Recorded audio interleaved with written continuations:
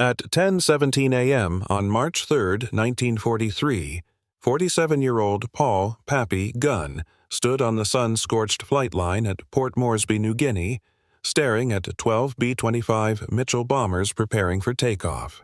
Their engines thundered across the runway, sending waves of heat shimmering through the heavy tropical air. Pilots raised their thumbs from open cockpit windows, signaling they were ready. Gunn had spent half the night crawling under wings, tightening bolts, checking ammunition feeds, and personally confirming that every forward-firing gun was aligned to the millimeter. There were 14 .50 caliber machine guns built into each aircraft, 168 guns total, and none of them existed according to official paperwork. Before I continue, if you enjoy stories of forgotten warriors and engineers who rewrote the rules of war, hit subscribe right now so you never miss an episode. Gunn wasn't even supposed to be here. He wasn't a ranked officer, wasn't authorized to modify anything, and technically wasn't allowed to be anywhere near a combat flight line. He was a former Navy mechanic, a civilian bush pilot, and a man who had spent decades living by his own instincts. When the Pacific War erupted, that instinct turned him into something else entirely, an engineer of destruction. Now, in about 18 minutes, the illegal weapon system he'd built with scrap metal and stubbornness was about to unleash the most devastating air attack in the Pacific up to that moment. The Stakes 8 Japanese transports were steaming toward Lae, carrying 6,900 troops, an entire reinforcement wave that could break Allied defenses in New Guinea. They were escorted by 8 destroyers. If those troops landed, New Guinea would fall. If New Guinea fell, Australia itself would be threatened. Yesterday, high-altitude bombing had failed miserably. B-17 and B-24s dropped their payloads from 10,000 feet. A few splashes, some superficial damage, nothing meaningful. The convoy sailed on. The problem wasn't bravery, the problem was physics. Ships moved, bombs didn't. From a bomber's altitude, even a perfect release would land hundreds of feet behind a ship that had already changed direction. The U.S. Army Air Forces were essentially throwing steel into the sea. General George Kenney, commander of the 5th Air Force, had reached his limit. Report after report read the same. Bombs missed, target maneuvered, attack ineffective. It was a polite way of saying, our bombers can't hit a moving ship to save their lives. But the Navy couldn't help here. Its carriers were tied up in the Central Pacific. The Southwest Pacific was the Air Force's responsibility. And the Air Force was failing. Enter Pappy Gunn. Paul Gunn had served as a Navy mechanic in World War I. After leaving the service, he moved to the Philippines and built a life flying cargo across remote islands. He had a family, a home, and a steady job, until December 1941, when Japan invaded.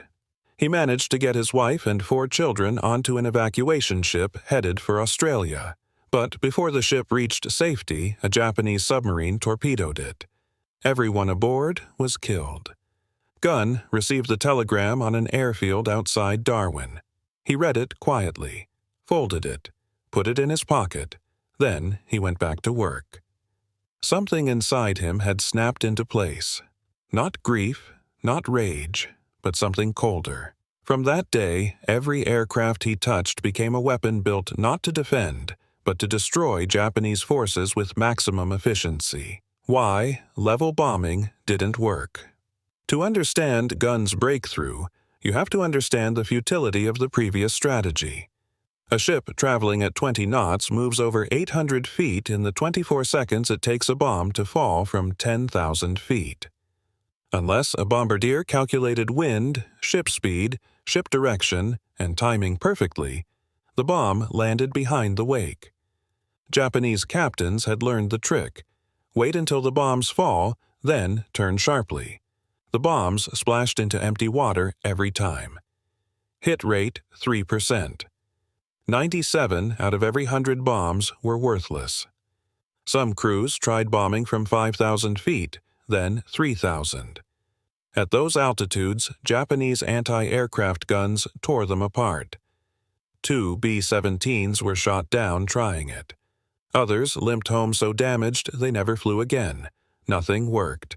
Nothing except a desperate idea coming from a man who wasn't supposed to have any authority at all. Gunn's illegal solution. Gunn had been experimenting for months in abandoned hangars and scrapyards. He noticed that B-25s had structural room in the nose section. Room for guns. A lot of guns. So he tore the noses open. He installed 4 forward-firing .50 calibers. That wasn't enough. So he bolted on 2 more. Then 4 more. Then extra guns in the cheek positions. Then some in the fuselage. He created an airborne gun platform capable of firing a storm of .50 caliber rounds directly ahead, a flying buzzsaw that could shred ships at point-blank range. But guns alone weren't enough. Gunn proposed something even more radical: skip bombing, dropping bombs at extremely low altitude so they would bounce off the surface of the water and slam into a ship's side like a thrown stone. Australian pilots had experimented with it. Everyone dismissed it as suicidal. Gunn didn't.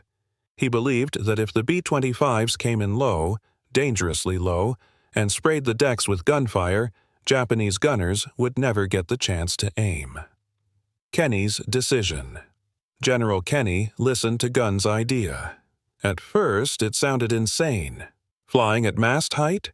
Bombs skipping like rocks? Charging directly at armed ships? But everything else had failed. The Japanese convoy was getting closer. Time was running out. Kenny ordered tests. Gunn's modified B-25 tore practice targets to pieces. Guns ripped holes through hulls. Skip bombs slammed into ships with terrifying force. Kenny approved the modifications immediately. Regulations be damned.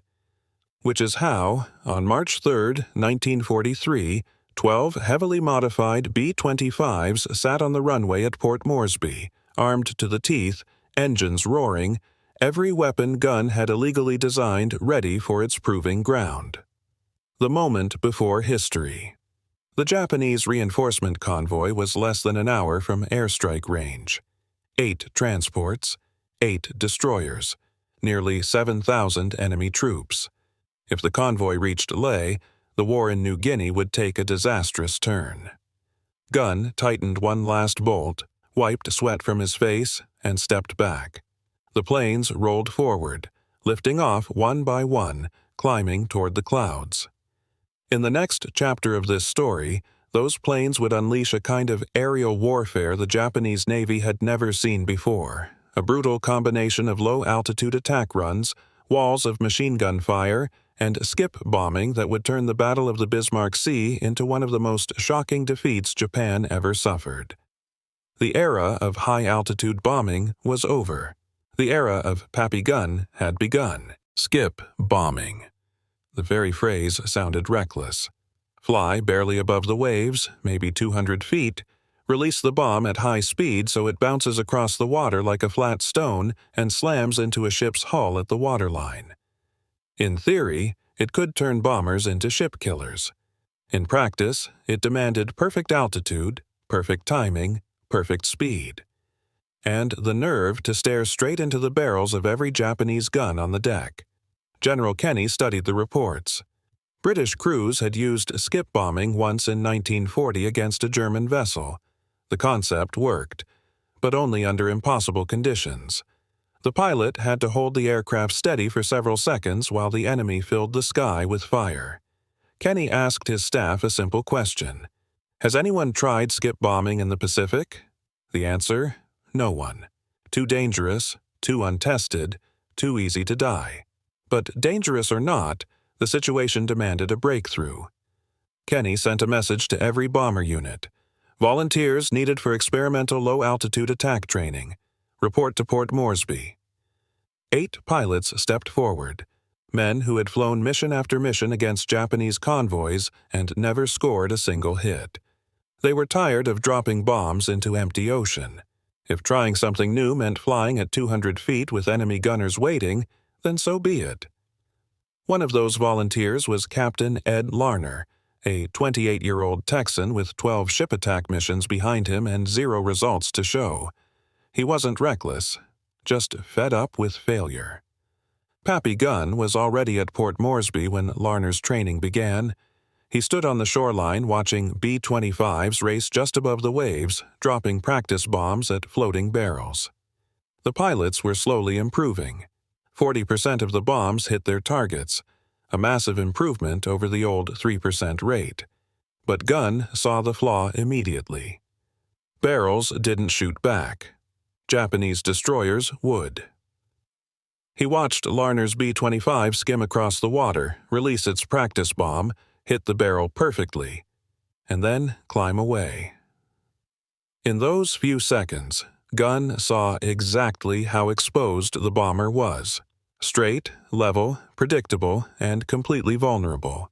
The B-25's nose held a single .50 caliber gun. One lonely weapon operated by the bombardier. It was meant for self-defense, not crushing enemy firepower.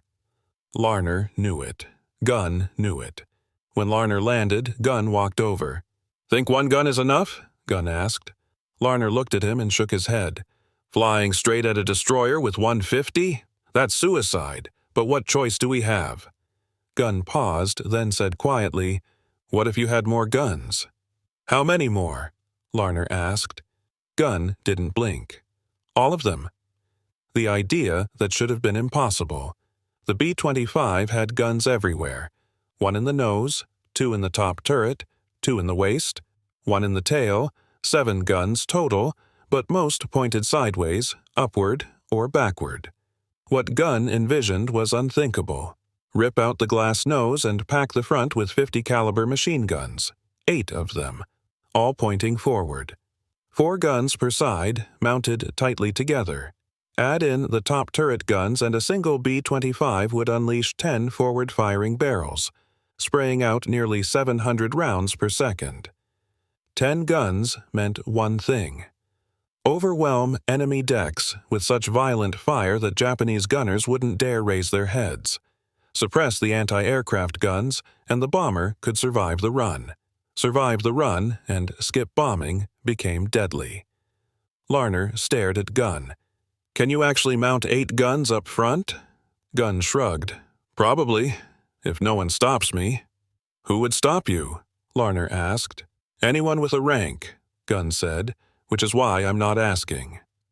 The Midnight Project. That night, Gunn began the most controversial modification of the Pacific War. He dragged a wrecked B-25 from the salvage yard, one that had ground-looped and was useless for flying. The engines were ruined, the fuselage twisted, but the nose? The nose was intact. Perfect. The B-25's nose was covered with thick plexiglass where the bombardier sat, using the Norden bomb site for high-altitude precision missions. But skip bombing didn't need precision. It needed brute force. Gunn took a hacksaw and cut the plexiglass out of the bomber's nose. It took 4 hours. His hands blistered. He kept sawing. By dawn, he had an empty front compartment, a hollow cavity perfect for guns. He scavenged 4.50 caliber machine guns from damaged fighters. He mounted them 2 on each side of the nose cavity, angled slightly downward to match the bomber's attack profile. Each gun weighed over 80 pounds. He built support rails, reinforced the brackets, adjusted the angles by hand, connected the ammo feeds using whatever parts he could steal, borrow, or fabricate. He worked for 3 days straight, mostly at night. If an engineering officer caught him, he could be court-martialed. Probably arrested, maybe thrown out of the war entirely. But he kept going. On the 4th day, he called Larner over. Larner climbed into the cockpit, leaned forward, and saw 4 enormous machine guns pointing straight ahead like the jaws of a mechanical beast. "You test-fired them?" Larner asked. "No," Gunn said. "Didn't want to make noise." "I'll test them in combat," Larner replied. Kenny's reaction. An intelligence officer reported to General Kenny that a civilian mechanic had modified a bomber without authorization. Kenny asked one question. "Do the guns work?" "No one knows," the officer said. The aircraft hasn't flown yet." Kenny paused, then said, "Let them fly it. If it works, we'll worry about the paperwork later." The first trial by fire. On October 6, 1942, Larner took the modified B-25 on its first real mission, a skip bombing run against a Japanese destroyer near Buna. He descended to 200 feet, full throttle, straight at the ship. The destroyer opened fire instantly. Tracers streaked toward him like burning spears. Larner squeezed the trigger. All 4 nose guns erupted at once. The bomber trembled from the recoil. A river of red tracers poured into the destroyer's deck. Japanese gunners scattered. Men dove for cover. The air suddenly cleared. No anti-aircraft fire. Larner released the bomb. It skipped across the water, then smashed into the hull. A thunderous explosion ripped through the destroyer. Smoke, flames, listing, sinking. Larner pulled up, climbed away, and flew home grinning. Skip bombing worked. The gun modification worked. The idea no one believed in worked. General Kenny didn't hesitate. "Modify 12 more B-25s, he ordered. "Same setup, same firepower, as fast as humanly possible." Gunn didn't hesitate. 4 guns weren't enough. Not for what was coming. When Kenny asked him how far he could push the design, Gunn gave an answer that stunned everyone. 14. 14 forward-firing .50 caliber machine guns, all tuned to unleash a storm of fire so overwhelming that no Japanese ship could survive the attack run. To make it possible, the bomber had to be gutted. The bombardier? Removed. The Norden bomb sight? Gone. The plexiglass nose? Cut out entirely. In its place, Gunn envisioned 8.50 caliber guns mounted directly into the nose, 4 on each side, plus the 2 guns in the upper turret locked to fire forward, and 4 additional guns fixed into blister mounts on the fuselage. 14 guns, 1,200 pounds of steel and ammunition, nearly 1,000 rounds screaming out every second. Enough firepower to peel a destroyer open long before the bombs even touched the water. Kenny didn't need convincing. He just said, "Build it." Gunn threw himself into the work. For 6 straight weeks, he prowled salvage yards, scavenging weapons from wrecked fighters and battered bombers. He hauled ammunition chutes, electrical harnesses, mounts, and torn-up metal frames back to his workspace. He fabricated missing pieces by hand, shaping aluminum in machine shops and welding new mounts under flickering lights long after midnight. Other mechanics soon joined him. Word spread quickly. The unranked civilian was building monsters, bombers that might actually turn the war. No one reported him. No one stopped him. Everyone helped. By December 1942, 12 B-25s had been transformed into something unrecognizable. They looked like airborne predators. Barrel-studded noses, bulging gun blisters, and forward-glinting metal teeth. Kenny named the new variant the Commerce Destroyer. Pilots simply called them gunships. The firepower bordered on unbelievable. When all 14 guns fired at once, the recoil slowed the aircraft by nearly 15 miles per hour.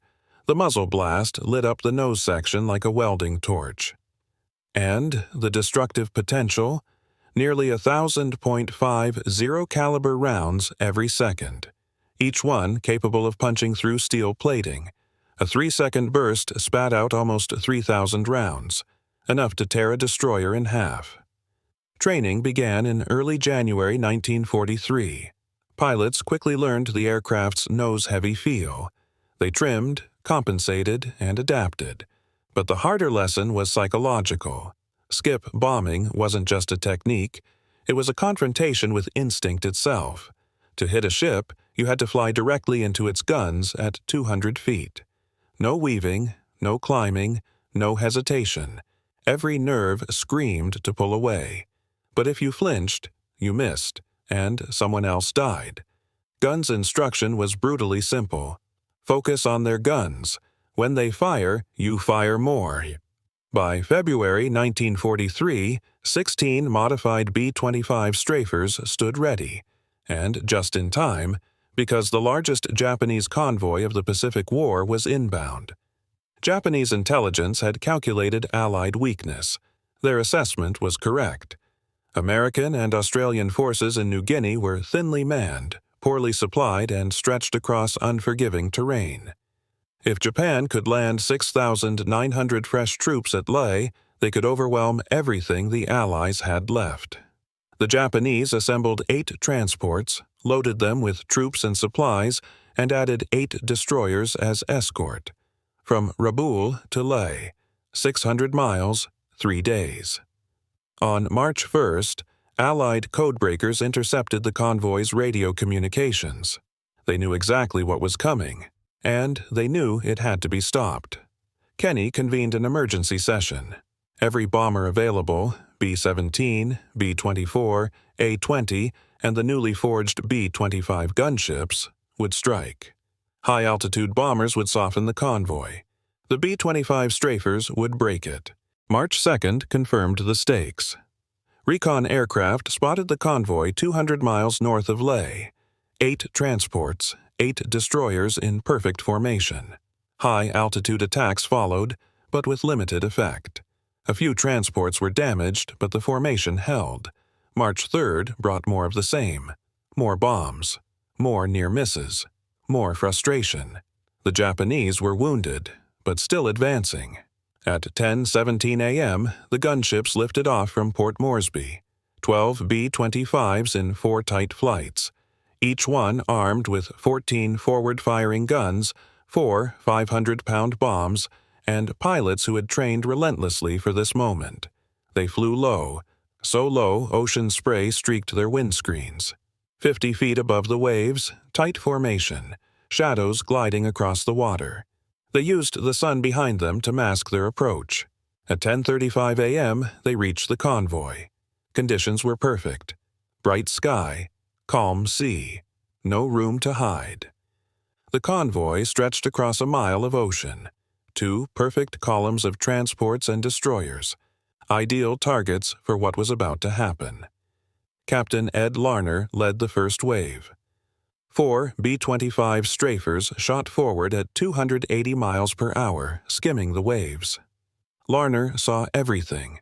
Sailors scrambling, anti-aircraft gunners pivoting, the rising sun emblem gleaming on the destroyer ahead. The Japanese spotted them. Sirens screamed across the decks. Gun crews swung their weapons into place. Anti-aircraft fire erupted, lines of red-orange tracers clawing toward the incoming bombers. Larner didn't panic. He counted. 1, 2, 3. Wait until the gunners fully commit. Then strike. He pressed the trigger. All 14 machine guns roared in unison. The B-25 lurched violently backward as recoil slammed into the airframe. The nose dipped. Larner pulled back, steadying the trembling aircraft as firepower thundered ahead. The sound was overwhelming, like an entire steel factory detonating at once. The nose section flashed with blinding bursts. The bomber shook so hard it felt like it might tear apart. But the Japanese gunners didn't stand a chance. In seconds, their decks were engulfed in fire. Weapons were shredded. Crewmen dove for cover or were thrown aside. The destroyer's defenses collapsed under the sheer wall of bullets, and Larner's wave was only the beginning. Tracers stretched across nearly 1,000 yards, 14 simultaneous streams of concentrated firepower cutting through the haze. Each round was a heavy .50 caliber projectile, traveling at astonishing velocity, leaving the aircraft at nearly 1,000 rounds per second. In front of Lana, the Japanese destroyer disappeared behind a storm of impacts. Sparks leapt from the steel plating, protective shielding tore apart, and the ship's upper structures began collapsing under the barrage. The defensive crews were overwhelmed instantly, many thrown off their positions by the force of the hits, others scrambling for cover as the bombardment intensified. For the first time in minutes, the destroyer fell silent. That moment, those few seconds without return fire, was exactly what Lana needed. He was only 400 yards out now, 3 seconds from bomb release. The bombardier behind him, seated where the glass nose had once been, counted down calmly. 3, 2, 1. Drop. Lana released all 4 500-pound bombs. The aircraft lifted slightly as the weight fell away. The bombs skipped across the surface just like the training runs, controlled, precise, and deadly. The first bomb struck just beneath the destroyer's waterline near the engine room, breaching the hull. The second detonated closer to the bow, tearing open a massive section of plating. The remaining 2 detonated mid-ship. Within moments, the destroyer began to fold in on itself.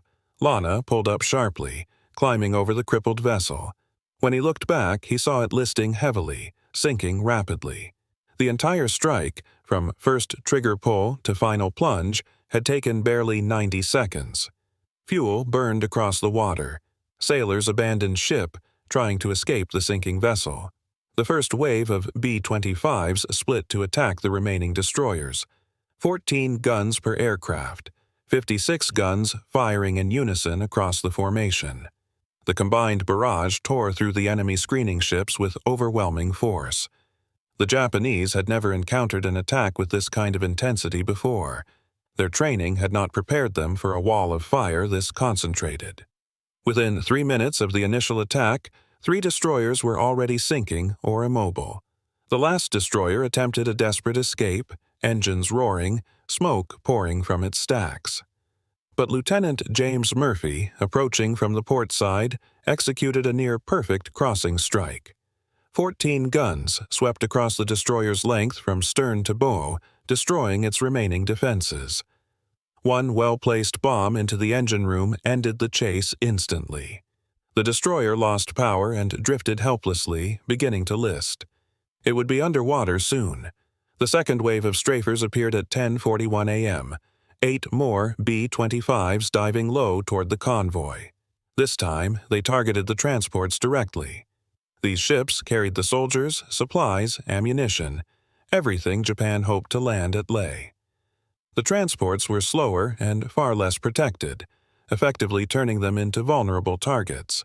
The strafers attacked in a steady line, each bomber following the next, firing all 14 guns before releasing their bombs. The first transport, the Kyukusai Maru, carrying more than 1,000 soldiers, was hit from 2 directions. The heavy machine gun fire tore across the deck, scattering the troops who had gathered in preparation for landing. For them, there was nowhere to hide. Within seconds, the upper deck was devastated, and the bombs struck next. 8 in total from the 2 aircraft, each one plunging through the hull. Fuel ignited. Water flooded in. The ship began to capsize rapidly. Soldiers who managed to reach the rails jumped into the water to escape the flames, while many others remained trapped below as the ship rolled. In barely 8 minutes, the Kyukusai Maru disappeared beneath the waves. The second transport, the Teiyo Maru, was attacked the same way. Concentrated gunfire swept across its decks, crippling the defenders. Bombs struck soon after, tearing through the hull. The ship began sinking almost immediately. Then the third transport fell, then the fourth. One by one, the convoy was being dismantled, its formation collapsing. The entire engagement lasted only about 15 minutes, from the first B-25 diving in at 10:35 a.m. to the final transport being struck at 10:50 a.m. By the time it ended, the Allied strafers had sunk or fatally damaged 8 transports and 4 destroyers. Estimates suggest between 2,700 and 3,000 Japanese troops and sailors were lost. Many drowned as their ships sank. Others were stranded in the vast ocean for hours before rescue. A small number reached life rafts or were recovered by the remaining destroyers, but most never made it out. The Japanese military later referred to the event as the disaster at the Bismarck Sea. They had lost an entire reinforcement convoy. Men, supplies, weapons, everything needed to change the trajectory of the New Guinea campaign. Their planned offensive at Leh collapsed before it even began. They would never again attempt another major troop convoy in those waters. For the Allies, it was a decisive, almost war-altering victory. 12 modified bombers, built in defiance of regulations, had neutralized a force designed to break Allied lines. Guns modifications, once considered reckless or outright forbidden, had saved thousands of Allied lives. Immediately after the battle, General George Kenney wrote to General Hap Arnold, the commanding general of the Army Air Forces. He detailed the effectiveness of the modified strafers, explained their impact, and requested formal authorization for the design. Arnold replied 3 days later, "Approve all modifications, accelerate production, share technical data with all theaters." What had started as an unsanctioned field modification became official doctrine almost overnight. Manufacturers like Lockheed and North American Aviation studied Gunn's improvised designs and adapted them for factory production. By mid-1943, new B-25s rolled out of California assembly lines with 8 gun noses as standard equipment. The B-25G, introduced that August, even mounted a 75mm cannon in the nose, a direct evolution of Gunn's forward-fire concept. By the end of the war, more than 3,000 B-25 strafers had been produced and sent to nearly every theater of combat. Gunn didn't stop there. After the Bismarck Sea operation, he turned his attention to other aircraft. He modified A-20 Havocs with forward-firing guns. He upgraded P-38 Lightnings with additional wing-mounted firepower. He even transformed C-47 transports into improvised night attack gunships. Every modification sidestepped regulations. Every modification was effective. The war was changing, and Gunn was changing with it, one innovation at a time. Kenney eventually stopped trying to restrain him. He simply told Gunn to keep doing whatever he believed would save American air crews and destroy more Japanese positions. And Gunn took that freedom as seriously as a battlefield oath. By 1944, he technically held the rank of lieutenant colonel.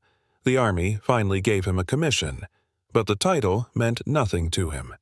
He still spent his days in maintenance hangars, still crawled under wings with a wrench, still welded at midnight when officers had gone to sleep. His mind never stopped experimenting. If a modification didn't perform perfectly, he changed it instantly. If pilots suggested a tweak, he implemented it before dawn. He installed radar sets before radar was even standard. He bolted rockets onto fighters long before rocket doctrine existed. He turned salvaged fuel drums into improvised drop tanks to extend range. He didn't wait for approvals, committees, or signatures. He built things, tested them, and put them into combat.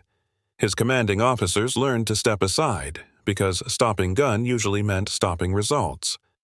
By late 1944, hundreds of aircraft across the Pacific carried Gunn's fingerprints.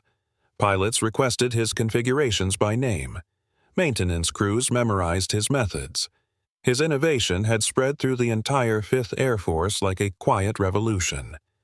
Then came October 11, 1944. Gunn, now 48, was flying in a B-25 Strafer on a reconnaissance mission over the Philippines. He'd spent nearly 3 years rebuilding planes, flying missions, and striking back at the same enemy that had taken his family. Over Clark Field, Japanese fighters, Zeros, rushed in. 4 of them. Gunn's B-25 had 14 forward-firing guns. He met the attack head-on, shot 1-0 out of the sky, crippled another, but the remaining fighters swung behind him. Their cannons tore into the bomber's tail and wings. Gunn's aircraft went down in flames, crashing into the jungle. American troops recovered his remains 3 weeks later as they advanced through Luzon. He was posthumously awarded the Distinguished Service Cross. The citation praised his aircraft modifications, his tactical breakthroughs, and his decisive impact at the Battle of the Bismarck Sea. But the citation could never explain what Gunn truly was. He wasn't a traditional hero. He wasn't a general leading armies or a pilot chasing glory. He was a mechanic who had lost everything, a father who watched an entire world vanish with one torpedo strike. And from that loss came a fury so focused, so relentless, that it reshaped the air war in the Pacific. Gunn's genius wasn't romantic. It was ruthless. He created weapons built for one purpose, ending the enemy's ability to kill anyone else's family the way his had been taken from him. Every gun mount, every modification, Every tactic he devised came from the same burning conviction. If he could prevent another telegram like the one he received, then he would give everything he had. After his death, his designs didn't disappear. They became doctrine. His 14-gun B-25 configuration became standard across thousands of aircraft. Training schools taught his strafing techniques. Engineers expanded his ideas into factory models. His innovations became the backbone of American air attack tactics for the rest of the war. Yet, almost no one remembers his name. Museums display B-25 strafers with polished plaques describing their advanced forward-fire configuration and tactical breakthroughs. But the plaques rarely mention the man who built the first one out of wrecked parts and a hacksaw. They don't mention the grief that drove the invention or the fury that shaped the metal. At the National Museum of the Pacific War, one of Gunn's modified B-25s is fully restored. All 14 guns remain. Visitors admire the engineering, the firepower, the precision, but they cannot see the story behind it. The father who refused to die quietly, the mechanic who rebuilt his heartbreak into steel and fire, the man who turned loss into a weapon that changed a battle in 15 minutes. That's what actually happened. One man's tragedy reshaped a war. A mechanic's grief saved thousands of Allied soldiers and cost the enemy thousands of their own. Brutal, simple, devastatingly effective. War is often shaped not by strategy meetings or polished plans, but by individuals who have nothing left to lose and refuse to stop fighting. Gunn was that kind of man. If this story struck you the way it struck us, do me a favor, hit that like button. Every like helps bring forgotten heroes back into the light. Subscribe and turn on notifications so you never miss the stories history tried to bury. And tell us in the comments where you're watching from, and whether someone in your family ever served. You're not just a viewer, you're helping keep their memories alive.